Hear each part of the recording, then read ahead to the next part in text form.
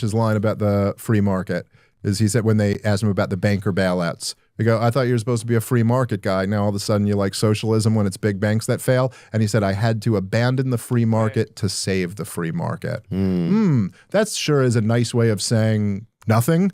Actually, you just abandon it. You didn't save it at all. You just bailed out a bunch of rich bankers. And actually, government taking control of what people are allowed and not allowed to say isn't preserving the First Amendment. That's just, this is straight up Orwellian news. Hold on. Hold on, hold on, hold on.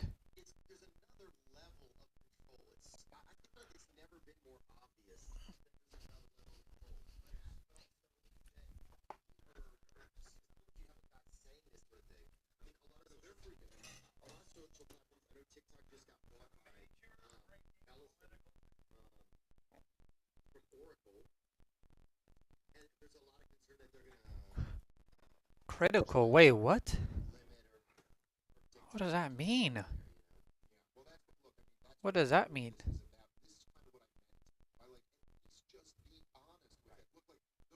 Nah, come on.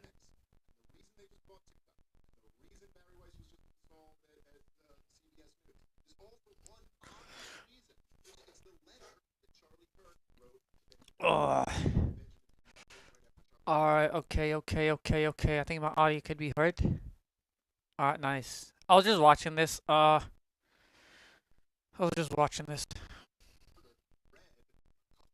From that letter, but he didn't read the whole letter. Did he write him a letter? I didn't even know that. Yeah, so the letter basically says, we're getting killed out here. The Israel side is getting annihilated. Dear Mr. Prime Minister, one of my greatest joys as a Christian is advocating for Israel and forming alliances with the Jews in the fight to protect Judeo-Christian civilization. So Netanyahu reads that part.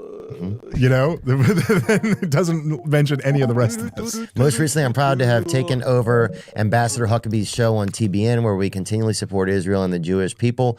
My team and I have spent months analyzing these trends and debating ideas that could help you and your country push back against the disturbing developments. Anti-Israel sentiment can undermine American support for Israel. The purpose of this letter is to lay out your concerns and outline.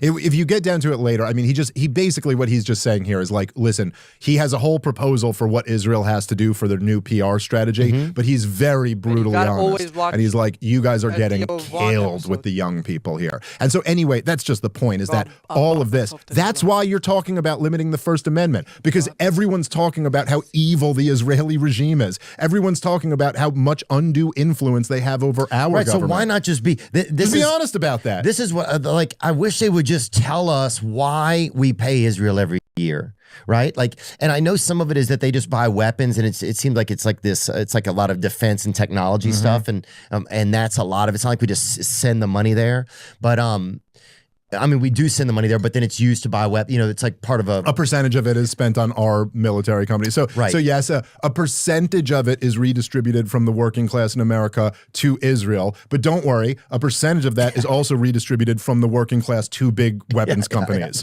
So if that makes you feel better, so that they can use those weapons to drop bombs on behalf of Israel on like Houthis in Yemen, the poorest country in the Middle East. And then they can sell new weapons to our government. And then we can also weaponize those countries to fight back against us. Right.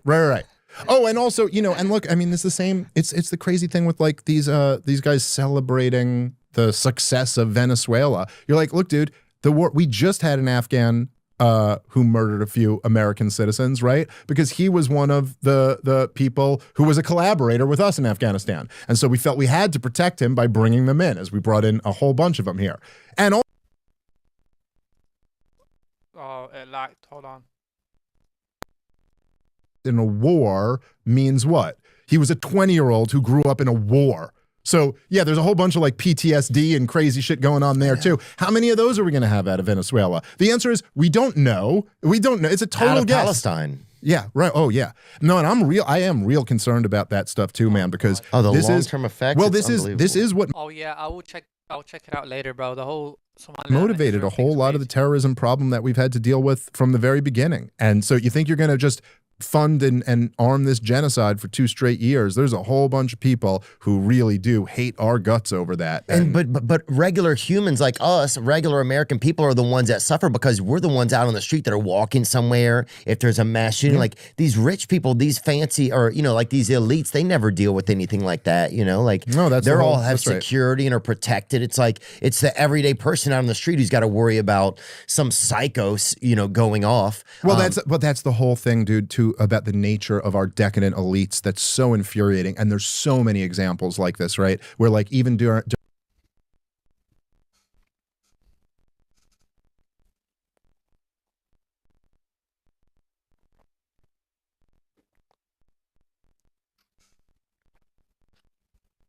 Hey, what up, watcher on TikTok?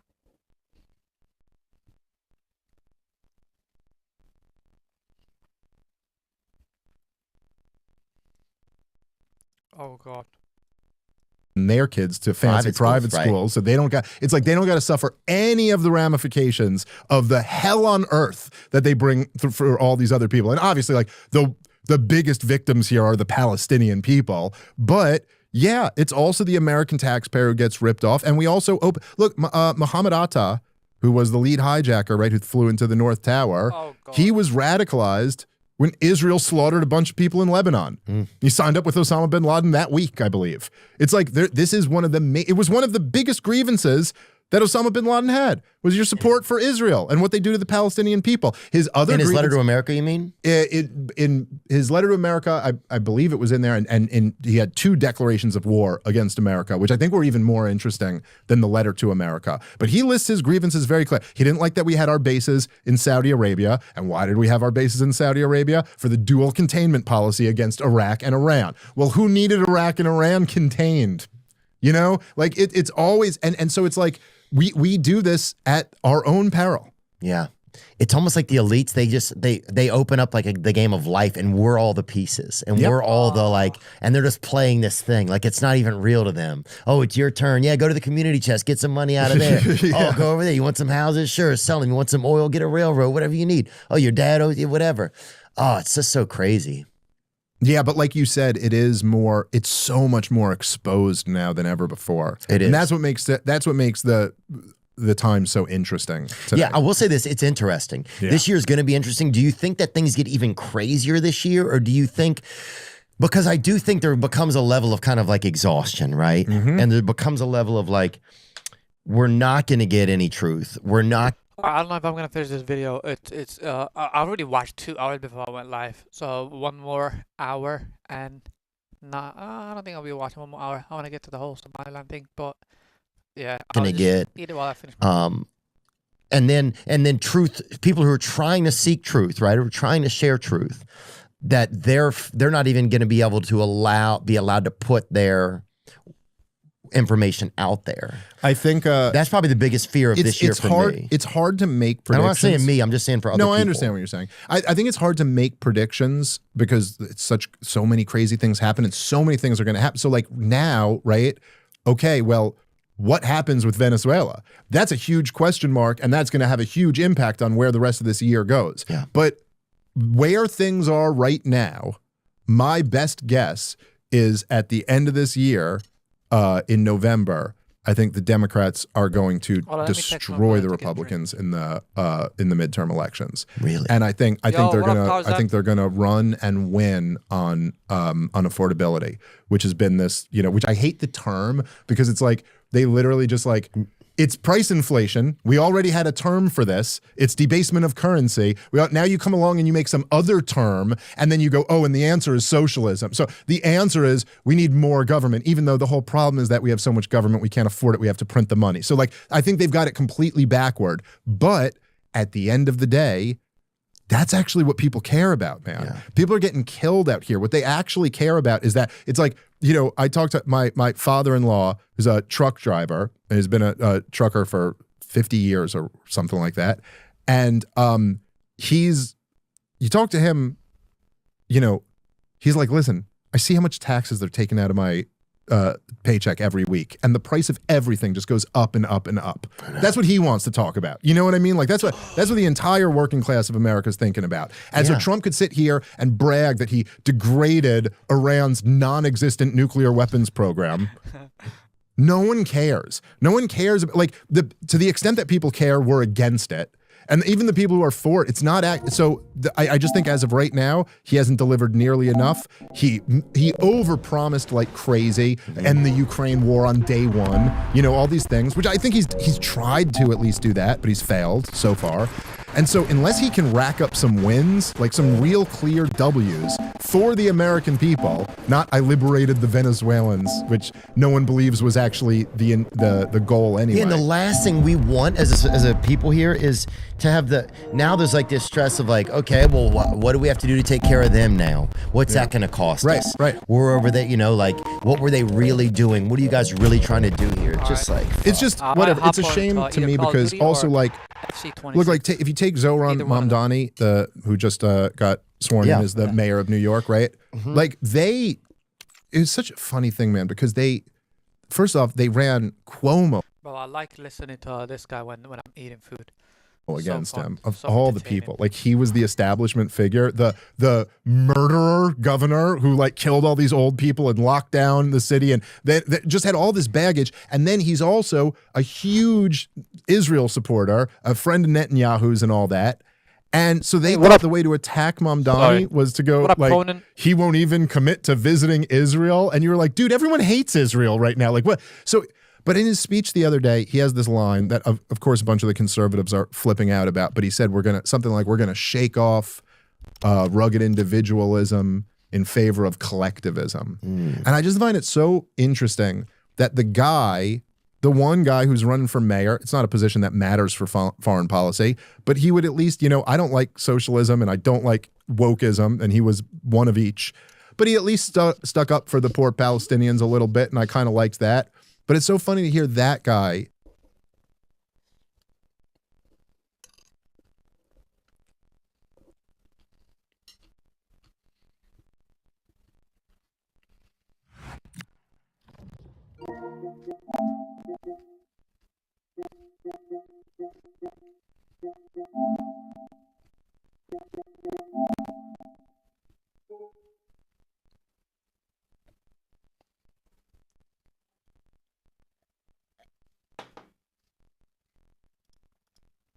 Look, when I say what's going on in Gaza is collectivism, and I've done like a bunch of debates on Israel-Palestine over the last couple of years, like, dozens of them. And the number one defense, I'm sure you've heard this back too, right? Like the number one thing that an Israel defender would say to you is, don't start a war. You know, they'll go, this is war. Yeah, innocent people are dying. It's terrible, but it's war. And Hamas started the war, and this is what happens when you start the war, and therefore it's on Hamas, right? And so like, now look, there's a lot of things wrong with that defense. Like part of it is that like, okay, yeah, but what about a brutal 60-year occupation? What about being kept as permanent refugees for 80 years? What about you killing a whole bunch of people? Like who really started it? But the most fundamental thing that's wrong with saying that's why you don't start a war is that the people we're talking about didn't start a war. That 2-year-old girl didn't start a war. What are you talking about, man? Yeah. This mother who just lost her child, she didn't start a war. She just you got kids. Half the people in Gaza are kids. They didn't start anything. They just got fucked. They just got born into hell. You know, like that. They didn't start anything. And so collectivism is like saying, oh, you're collectively responsible. No, you guys, as a you guys started this war. You go, that's just what bigotry is, man. That's just blaming everybody for the sins of one group. That's saying a black guy mugged me the other day, therefore blacks mugged me the other day. Like, no, they didn't. There's some other black dude who had nothing to do with that, who is just getting blamed for that, you know? And so it's interesting to see the guy say like, oh, we'll shake up. Actually, individualism is the reason why what Israel's doing is wrong. It's collectivism is what would justify it. What do you think will be different with him in office there as mayor? And do you also think, some people think he's actually for the opposition, really? I don't know. Do you ever see, he had one of my favorite woke tweets of all time. Did you ever see the, it's the defunding the police queer liberation Tweet. If you just look that up, Mamdani defunding the police, queer liberation. I believe the tweet still hasn't been deleted. It's a great like a woke Mad Lib. Mm-hmm. Queer liberation means defund the police. Zoran Mamdani, like he was real into that woke shit back then. I just love. It really does feel like you just picked out woke words and put them all together. But that's. I think this guy's just kind of like an intellectual lightweight and kind of goofy. I don't think he actually gets that much done in New York City, is my guess. I can't imagine. I mean, but maybe. I don't think any of it's good. If he gets any of his plans through, it ain't going to be good. Well, you know what I like? I think, and this is just my perception, right? I could be totally wrong. What I liked about him was I just felt like he was the underdog. Well, that is true. No, he was. He was, and the entire establishment was against him. That's the thing that always gets me. It's like, are you the underdog? Well, I get that impulse, and I share that too. I feel the same way. I was kind of rooting for him to some degree too because of that same dynamic. I guess it's just like the problem is that like essentially the Republicans endorse a whole bunch of socialism. You know, like there's we have giant entitlement programs. Social Security and Medicare, they're actually, both of those programs are socialist programs, but they're socialist programs that redistribute money from a poorer group to a wealthier group, which is pretty indefensible when you think about it. Like young people are poorer than the old people that they have to work to pay their Social Security and Medicare payments for. That's pretty wild. But they're assuming that it's them. Yeah, supposedly. But what's actually... السلام عليكم. بلا وعليكم السلام ورحمة الله وبركاته. مع يارزا FC 26. Actually happening. Yeah. Division 4 to Division 3 بمريا. Division 4 to Division 5 كيس مريا. والله بالله تلا. حل إسيني حل إسي. أنا Division 4 هذا مرويا. لبع يارا قالنا.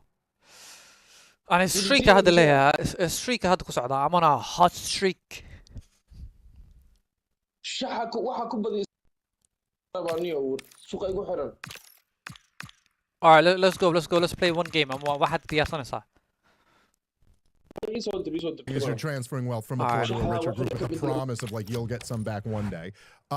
Medicaid is actually a welfare program that redistributes from working people to poorer people, but they're giant socialist programs. The military itself is a giant socialist program. It's a big government program. So the Republicans endorse a ton of socialism, you know, and then فنسله والله سوق واحدة فيريه.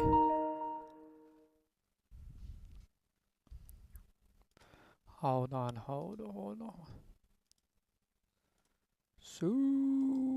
Nine walan baraba nine. Wara kiri kawaran. Nakta Chelsea waxay hadda guursatay kawaran. والله يعني ما قاني. Number 9. Wait, number 9 ما هذا. Number 9. Balu bichina Hansen Hansen everywhere. Number 9 Hansen number 9 okay number 9 ما هذا that's قرب وايد. بالبيت هانسن 11 عملها من 7. كان معي عرفت لكن. ما. وحصل تا ما قل عيستا how much coins. صدق كل وقت خير حد شري. صدق ما قد حصل تا. سوق. والله 5 صوت ترى لا هاي.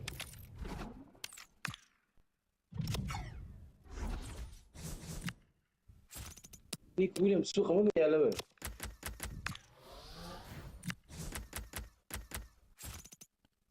James Lawrence okay James Lawrence. لا دي عيرة.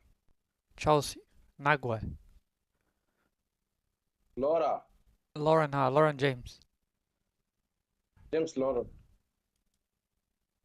Chelsea naga hada. Premier League naga xiliga. Magaciis awaakhna. Lauren James. Only فرصة صدح أفرادك نفتح صدح هذه كلية وياه. Yeah. Premier League naga صدح تونا هذه كلية وياه. انت كنت كذا كتير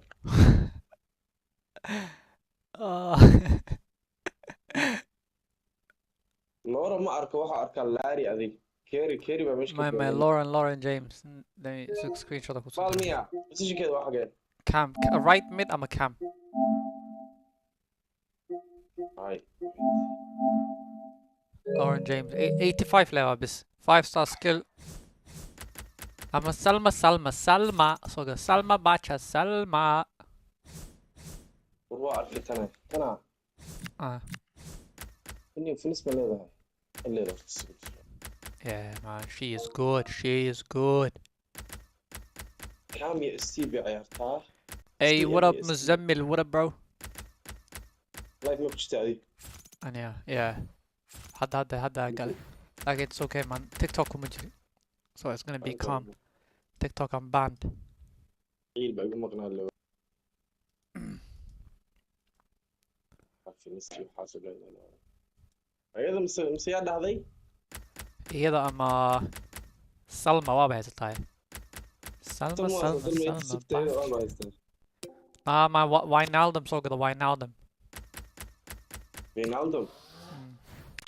11,000 مع 5-star skill سوق هالمرة تيم كيكا اسكا حبيبي we're gonna play a game واينالدم كامبو عيالي كرايا اوكي حالة الحمد لله اي مزمل سوري man ما اركوي كومنتيد ما اركوي جيم كوكو مشخصنا فيري وحاسب انسا just كالا سلعيان let's just play one game وحارب انا واينالدم تست كرايانو صدرني انا استيعصوا عن استعداء لما وقتها I can free my girl بينا بالبا بينا دايركت لكن هذا كوحديدا full chemistry maaha marka wax yariisko baasaska inuu adkaada laga yaabaa alright let's go let's get it started